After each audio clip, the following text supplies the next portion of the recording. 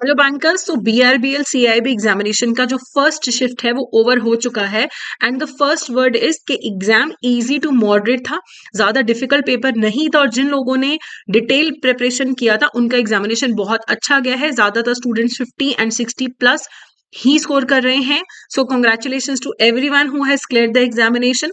अगर हम टॉपिक्स की बात करें तो मॉर्टगेज में से आपको 8 to 10 क्वेश्चंस पूछे गए हैं।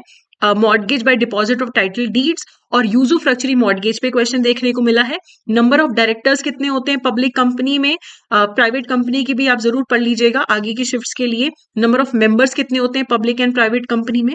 कॉन्ट्रैक्ट ऑफ इंडेमनिटी में से क्वेश्चन पूछा गया है, कितने मेंबर्स या कितने लोग इन्वॉल्व होते हैं कॉन्ट्रैक्ट ऑफ इंडेमनिटी में, तो 2 लोग इन्वॉल्व होते हैं, indemnifier and indemnified.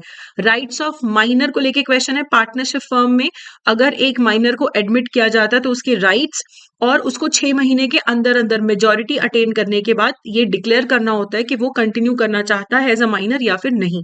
SARFAESI act पे जो पेनल्टीज ऑफेंसेस के लिए होती हैं उन पे क्वेश्चन था।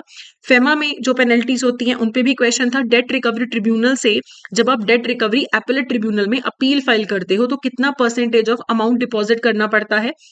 रीजनल रूरल बैंक्स के स्ट्रक्चर को लेके क्वेश्चन था। उसके बाद Mohori Bibee versus Dharmodas, favourite topic है कि minor is not eligible to be in a contract, उस पे क्वेश्चन था।